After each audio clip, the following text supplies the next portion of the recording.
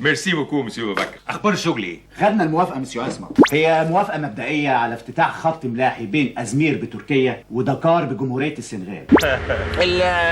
النوع النبيت ده انا ما جربتوش قبل كده. انا في احلى حالاتي ده دور دماغي خالص.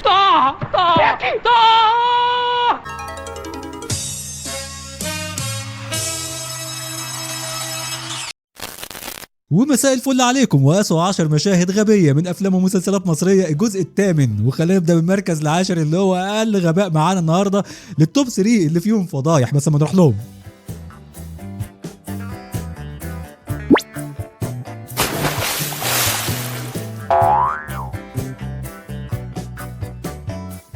واقفين على الشط اساسا ونط وهي تحت رجليه وما شافهاش. عادي بتحصل.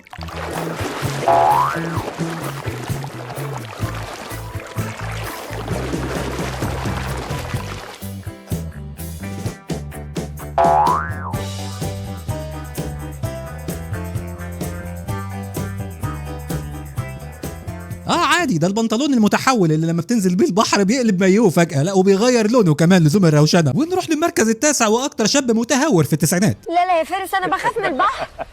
ايه رايك بقى؟ انا من بكره اعلمك العوم، بعد ما اعلمك العوم هعلمك الغطس. الحياه تحت الميه ايه رائعه. طب خلي بالك والنبي هننقلب بجد. لا يا فارس بجد. امسك ده بس جنب، امسك جنب. لا متهور فارس جدا. راكب اللانش على الشط، لا وبيهزه بنفسه اساسا، اللي هو قمه السسبنس والاثاره. ونسيب الاولاد التلفانين المتهورين دول ونروح للمركز الثامن واقوى مطرب في الدراما المصريه.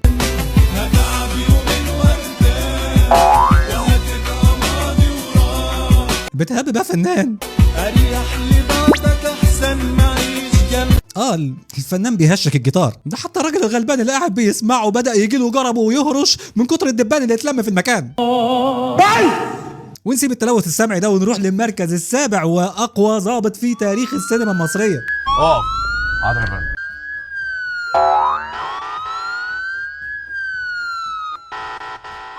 ايه الظابط عديم الرتبه ده؟ يا لما في نجوم ولا نسر ولا حتى لوجو نادي على كتفه. مساء الخير يا فندم، احنا سمعنا صوت رصاص جاي من ناحيه الفيلا هنا، حضرتك ما تعرفيش الصوت ده جاي منين بالظبط؟ ايوه يا فندم، احنا في المنطقه الثامنه جاري البحث عن مصدر صوت الطلقات الناريه. علم وينفذ. ايه يا عوض؟ لقيت حاجه؟ لاحظت حاجه؟ لا مفيش حاجه يا فندم، كله تمام يا فندم. ايه ده؟ هو عوض لابس بلوفر كحلي ولا انا بتهيألي؟ وانا شاكك الصراحه في الموضوع ده، بس يعني بعد الهبل ده اتوقعها منهم عادي جدا. ونروح للمركز السادس واغبى طعنه في تاريخ الدراما المصريه. للدرجه دي بتكرهني يا هيما؟ طلع مسجون. استنى، وحياة الحب اللي حبيته لك ما كنتش تستاهل، ما هخليك تلحق تتهنى على البراءة.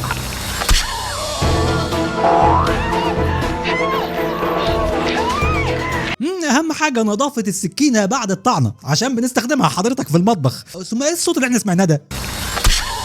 المخرج مقتنع ان ده صوت طعنه سكينه عادي. ونسيب الطعنات السيس دي ونروح للمركز الخامس واخطر سفاح في تاريخ السينما المصريه.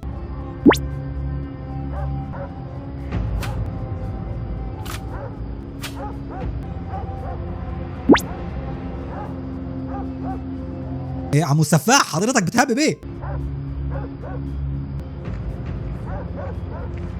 هو مش كان المفروض قناع اسود على الوش علشان المفروض يخفي شخصيته ومحدش يعرفه؟ تقريبا سفاح محافظ وما ينفعش يخش على القتيل وراسه مكشوفه.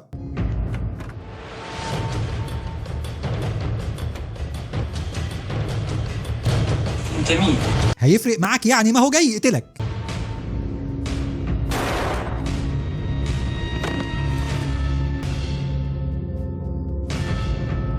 البادجت على القد شويه تقريبا، ما عرفناش نجيب مفجر نحطه في صدر القتيل، فيعني طلعنا الافكت بتاع طلقه الرصاص والراجل عمل نفسه ايوه كانه اتضرب بالرصاص ونزل على الارض اتكف على وشه، خد وضعيه استاذ مرتز الدمنهوري في فيلم فول الصين العظيم كده. هو انت مت قبل كده؟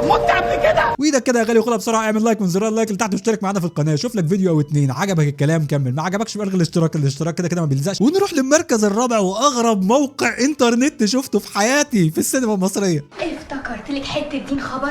فاكره يا نوني؟ حامل بجد؟ ايه ده؟ اتجوزت امتى؟ صاحبها مش عايز يتجوزها. ايه ده؟ امال حامل ازاي يعني؟ اعملي سيرش على جوجل وانت تعرفي.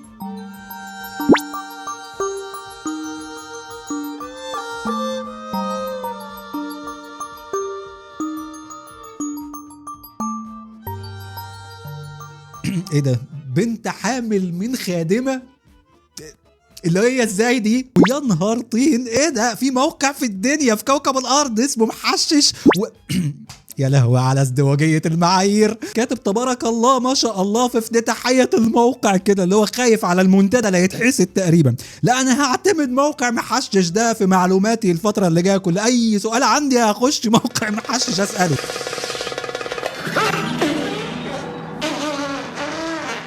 كل فد بقى كوم والتوب 3 معانا بلاوي زرقاء. نبدأ بالمركز الثالث واعفن ميك اب في تاريخ الدراما المصرية.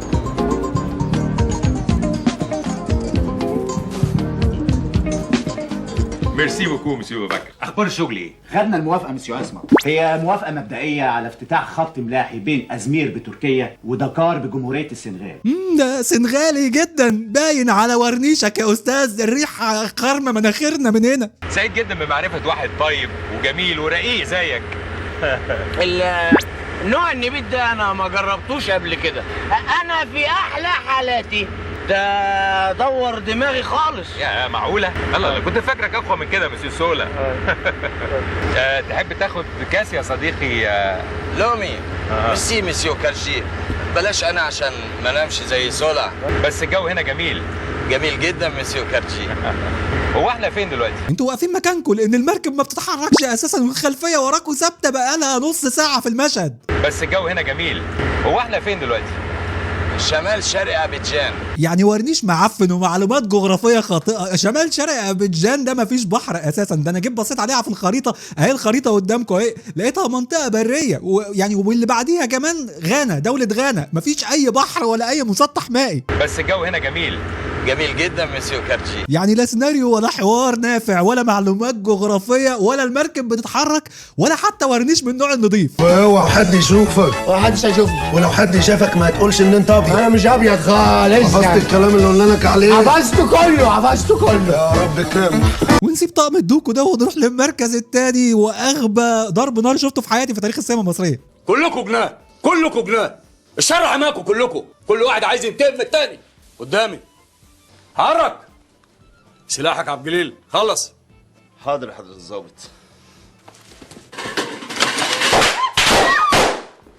ده التطبيق العملي لمقولة نضرب عصفورين بحجر واحد.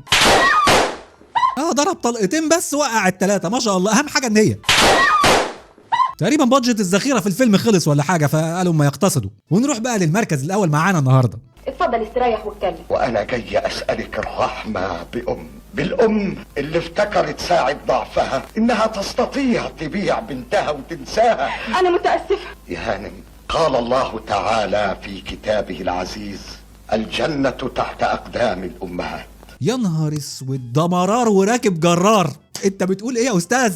قال الله تعالى في كتابه العزيز: الجنة تحت اقدام الامهات. طب الممثل سهون عليه وغلط، زلة لسان يا سيدي. المخرج طيب ما خدش باله من اي حاجة؟ مش محتاجة حاجة يعني. فاكر ان الغباء خلص لغاية كده؟ بالعكس ابسوليوتلي. شوف الفيديو ده هتلاقي فيه مشاهد انقح من الفيديو اللي انت بتشوفه ده اساسا. واشوفكم على خير في فيديو جديد قريب. السلام عليكم.